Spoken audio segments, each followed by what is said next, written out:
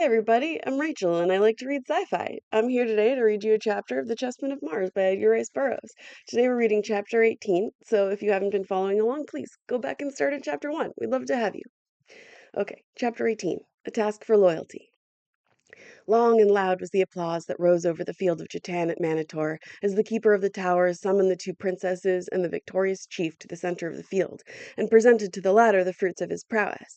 And then, as custom demanded, the victorious players, headed by Gahan and the two princesses, formed in procession behind the keeper of the towers, and were conducted to the place of victory before the royal enclosure that they might receive the commendation of the Jeddak. Those who were mounted gave up their thoats to slaves, as all must be on foot for this ceremony. And directly beneath the royal enclosure are the gates to one of the tunnels that, passing beneath the seats, give ingress or egress to or from the field. Before this gate the party halted, while Otar looked down upon them from above. Valdor and Florin, passing quietly ahead of the others, went directly to the gates, where they were hidden from those who occupied the enclosure with Otar. The keeper of the towers may have noticed them, but so occupied was he with the formality of presenting the victorious chief to the Jeddak that he paid no attention to them. "I bring you, Otar, Jeddak of Manitor, you Cal of Manitage," he cried in a loud voice that might be heard by as many as possible, "victor over the Orange in the second of the Jeddak's games of the 433rd year of Otar, and the slave woman Tara and the slave woman Lano, that you may bestow these the stakes upon you, Cal." As he spoke, a little wrinkled old man peered over the rail of the enclosure down upon the three who stood directly behind the keeper, and strained his weak and watery eyes in an effort to satisfy the curiosity of old age in a matter of no particular import, for what were two slaves and a common warrior from Manitage to any who sat with Otar the Jeddak? "You Cal of Manitage," said Otar, "you have deserved the stakes. Seldom have we looked upon more noble swordplay. And you Tyre of Manitage, there always be here in the city of Manitor a place for you in the Jeddak's guard." While the Jeddak was speaking, the little old man, failing to clearly discern the features of the Black Chief, reached into his pocket pouch and drew forth a pair of thick-lensed spectacles, which he placed upon his nose. For a moment he scrutinized Gahan closely, and then he leaped to his feet and addressed Otar, pointing his shaking finger at Gahan. As he rose, Tara of Helium clutched the Black Chief's arm. "Turlan," she whispered, "it's Igos whom I thought to have slain in the pits of Otar. It's Igos, and he recognizes you, and will—" But what Igos would do is already transpiring. In his falsetto voice he fairly screamed, "It is the slave Taran who stole the woman Tara from your throne room, Otar! He desecrated the chief Aimal, and where's his harness now?" Instantly all was pandemonium. Warriors drew their swords and leaped to their feet. Gahan's victorious players rushed forward in a body, sweeping the keeper of the towers from his feet. Valdor and Florin threw open the gates beneath the royal enclosure, opening the tunnel that led to the avenue in the city beyond the towers. Gahan, surrounded by his men, drew Tara and Lano into the passageway, and at a rapid pace the party sought to reach the opposite end of the tunnel before their escape could be cut off.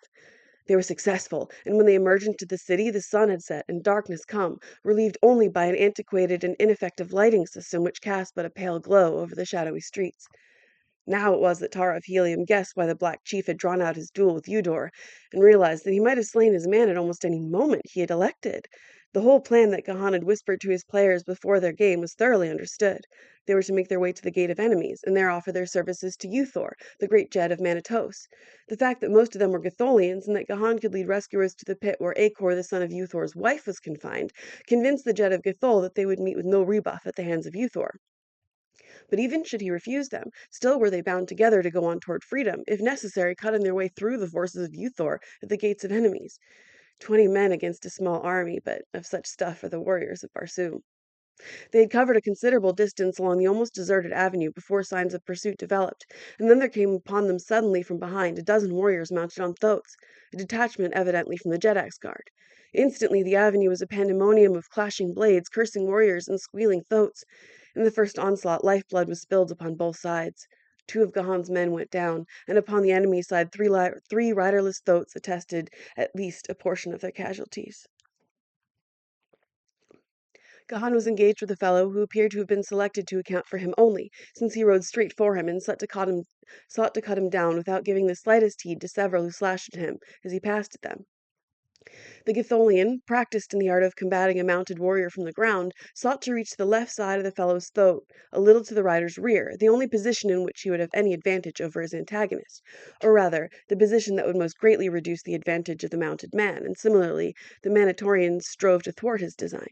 And so the guardsman wheeled and turned his vicious, angry mount while Gahan leaped in and out in an effort to reach the coveted vantage point, but always seeking some other opening in his foe's defense. and while they jockeyed for position, a rider swept swiftly past them. As he passed behind Gahan, the latter heard a cry of alarm. "TARZAN, they have me!" came to his ears in the voice of Tara of Helium. A quick glance across his shoulder showed him the galloping thoatman in the act of dragging Tara to the withers of the beast, and then, with the fury of a demon, Gahan of Gathol leaped for his own man, dragged him from his mount, and as he fell, smote his head from his shoulders with a single cut of his keen sword. Scarce had the body touched the pavement when the Gatholian was upon the back of the dead warrior's mount, and galloping swiftly down the avenue after the diminishing figures of Tara and her abductor, the sounds of the fight waning in the distance as he pursued his quarry along the avenue that passes the palace of Otar and leads to the Gate of Enemies. Gahan's mount, carrying but a single rider, gained upon that of the Manitorian, so that as they neared the palace, Gahan was scarce 100 yards behind, and now to his consternation he saw the fellow turn into the great entrance-way. For a moment only was he halted by the guards, and then he disappeared within. Gahan was almost upon them then, but evidently he had warned the guards, for they leaped out to intercept the Gatholian. But no, the fellow could not have known that he was pursued, since he had not seen Gahan seize a mount, nor would he have thought that pursuit would come so soon. If he had passed then, so could Gahan pass, for did he not wear the trappings of a Manitorian? The Gatholian thought quickly, and stopping his thoat, called to the guardsmen to let him pass. "In the name of Otar!" They hesitated a moment. "Aside!" cried Gahan. "Must the Jedak's messenger parley for the right to deliver his message?" "To whom would you deliver it?" asked the padwar of the guard.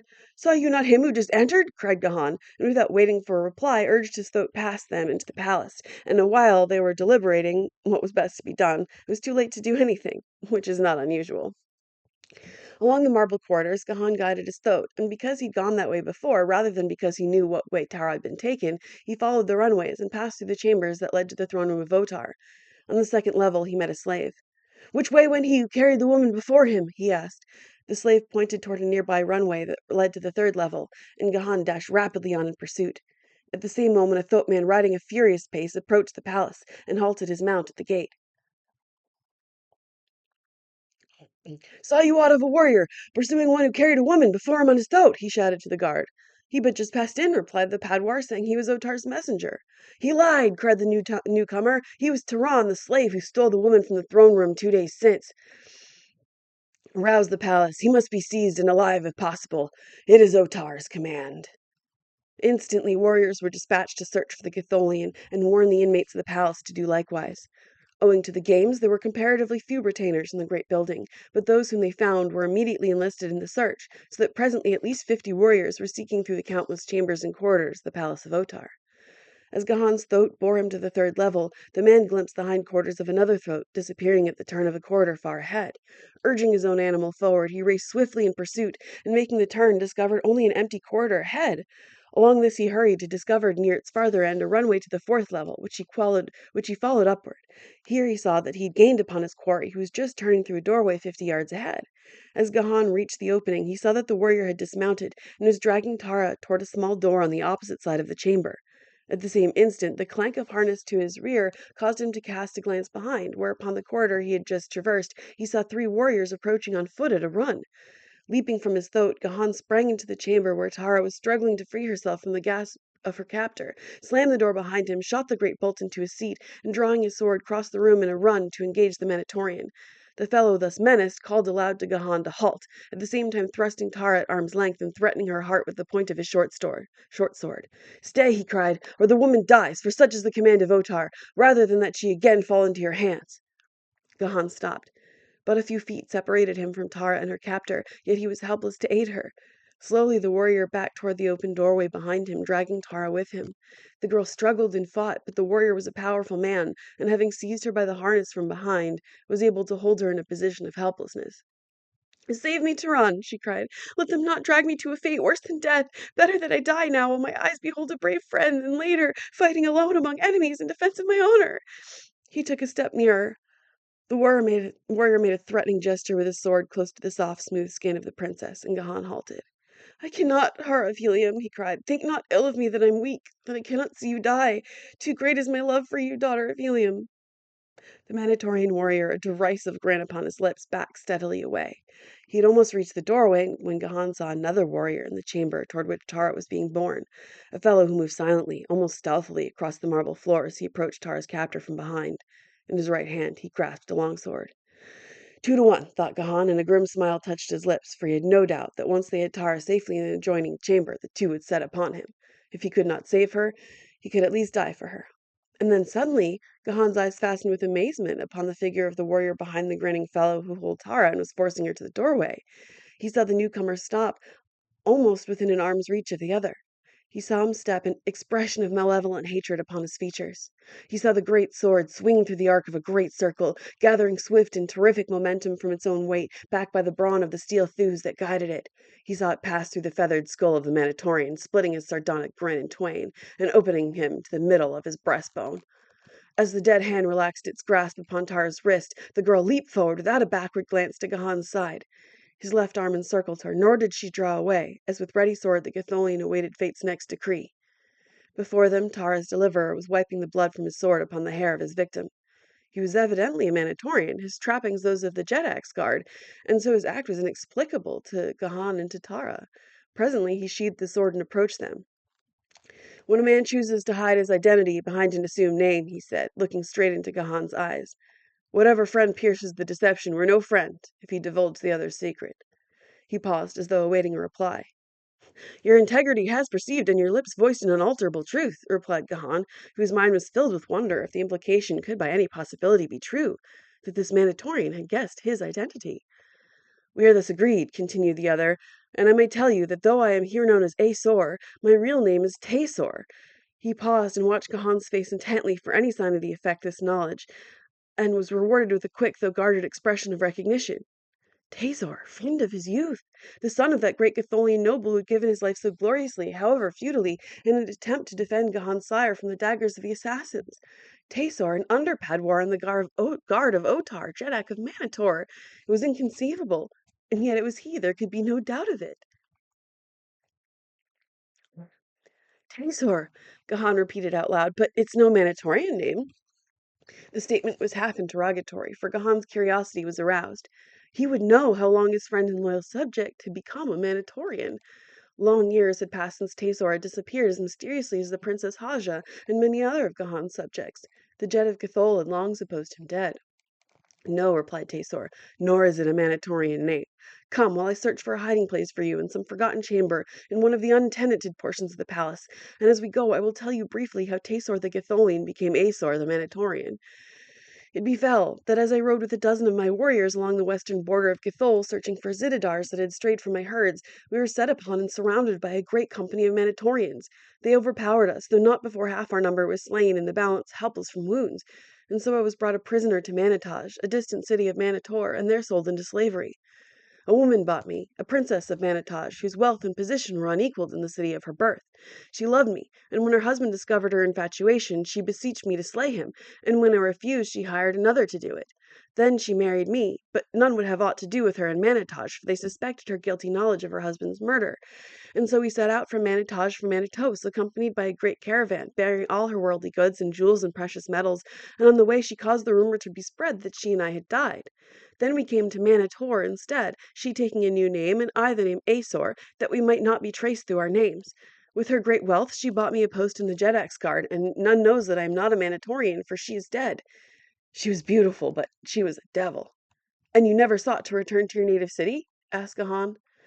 "Never has the hope been absent from my heart, or my mind empty of a plan," replied Taesor. "I dream of it by day and by night, but always must I return to the same conclusion, that there can be but a single means for escape.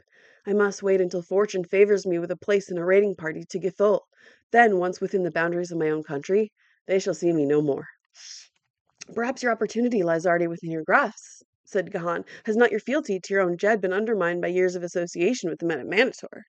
The statement was half challenge. "And my Jed stood before me now," cried Taesor, "and my avowal could be made without violating his confidence. I should cast my sword at his feet, and beg the high privilege of dying for him as my sire died for his sire."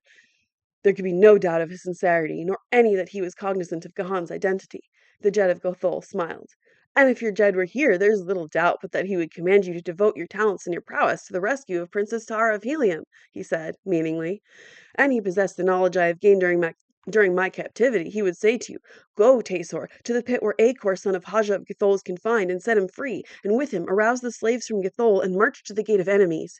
And offer your services to Uthor of Manitaj, who is wed to Haja of Gathol, and ask of him, in return, that he attack the palace of Otar and rescue Tara of Helium, and when that thing is accomplished, that he free the slaves of Gathol, and furnish them with the arms and means of return to their own country. That, Tasor of Gathol, is what Gahan your Jed would demand of you.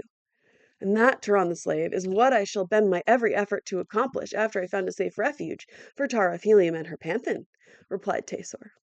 Gahan's glance carried to Tasor an intimation of his Jed's gratification, and filled him with a chivalrous determination to do the thing required of him or die, for he considered that he had received from the lips of his beloved ruler a commission that placed upon his shoulders a responsibility that encompassed not alone the life of Gahan and Tara, but the welfare, perhaps the whole future of Gathol. And so he hastened then onward, through the musty corridors of the old palace, where the dust of ages lay undisturbed upon the marble tiles. Now and again he tried a door until he found one that was unlocked. Opening it, he ushered them into a chamber heavy with dust.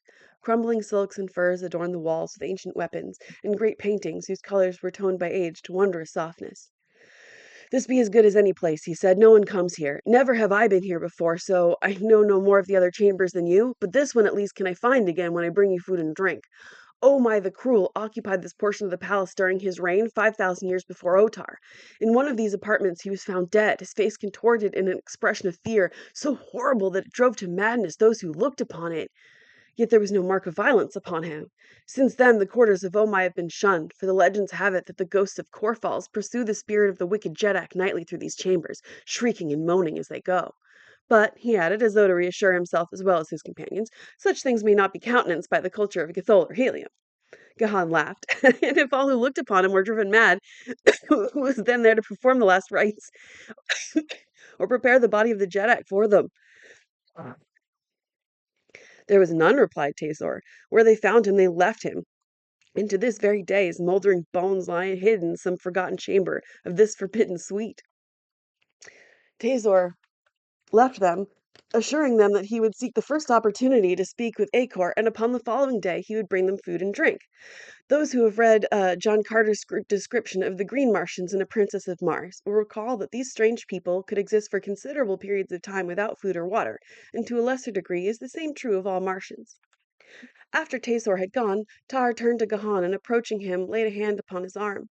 "So swiftly have events transpired since I recognized you beneath your disguise," she said, "that I have had no opportunity to assure you of my gratitude, and the high esteem that your valor has won for you in my consideration. Let me now acknowledge my indebtedness, and if promises be not vain from one whose life and liberty are in grave jeopardy, accept my assurance of the great reward that awaits you at the hand of my father in Helium." "I desire no reward," he replied, "other than the happiness of knowing the woman I love is happy." For an instant the eyes of Tara of Helium blazed as she drew herself haughtily to her full height, and then they softened, and her attitude relaxed as she shook her head sadly. "I have it not in my heart to reprimand you, Turan," she said, "however great your fault, for you have been an honorable and a loyal friend to Tara of Helium, but you must not say what my ears must not hear." "You mean," he said, "that the ears of a princess must not listen to words of love from a panthan?" "It's not that, Turan," she replied, "but rather that I may not in honor listen to words of love from another than him to whom I am betrothed, a fellow countryman to Jarkantos." "You mean Tara of Helium," he cried, "that were it not for that, you would—" "Stop!" she commanded. "You have no right to assume aught else than my lips testify." "The eyes are ofttimes more eloquent than the lips, Tara," he replied, "and in yours I have read that which is neither hatred nor contempt for Turan the Panthan, and my heart tells me that your lips bore false witness when they cried in anger, 'I hate you.'" "I do not hate you, Turan, nor yet may I love you," said the girl simply. "When I broke my way out from the chamber of Igos, I was indeed upon the verge of believing that you did hate me," he said, "for only hatred, it seemed to me, could account for the fact that you had gone without making an effort to liberate me. But presently both my heart and my judgment told me that Tara of Helium could not have deserted a companion in distress, and though I am still in ignorance of the facts, I know that it was beyond your power to aid me." "It was indeed," said the girl. "Scarce had Igos fallen at the bite of my dagger than I heard the approach of warriors. I ran then to hide until they'd passed, thinking to return and liberate you, but in seeking to elude the party I had heard, I ran full into the arms of another. They questioned me as to your whereabouts, and I told them that you'd gone ahead, and that I was following you, and thus I led them from you." "I knew. was Gahan's only comment, but his heart was glad with elation, as a lover's must be who has heard from the lips of his divinity an avowal of interest and loyalty, however little tinged by a suggestion of warmer regard it may be. To be abused, even, by the mistress of one's heart is better than to be ignored. As the two conversed in the ill-lit chamber, the dim bulbs of which were encrusted with the accumulated dust of centuries, a bent and withered figure traversed slowly the gloomy corridors without, his weak and watery eyes peering through thick lenses at the signs of passage written upon the dusty floor. End of chapter 18. Um, by the way, I would like to personally disavow this sentence here: to be abused by the mistress of one's heart is better than to be ignored. It's way better to be ignored by the mistress of one's heart than abused. Always be alone. Don't be abused. If you have the choice. If you have the choice. Not everybody has the choice, but if you have the choice, be alone rather than being in a shitty relationship. Definitely. Also, love that Waltara in one stroke of the dagger very much killed Emed, that guy who was trying to assault her. She apparently did not stab Igos enough to kill him because he is still clearly very much alive. And I'm happy about that because I get to keep doing that voice, which is very fun. Anyway, join me next time for chapter 19, The Menace of the Dead. Oh, and yeah, I'm Rachel. Like and subscribe, comment, all of the good YouTube stuff, please, or whatever. Go on with your day. I don't care. Or maybe I do. I don't know. Whatever. But like, you know, have fun with it. Do what you want. I'm Rachel and I like reading science fiction. Please come back and let me read science fiction at you some more sometime.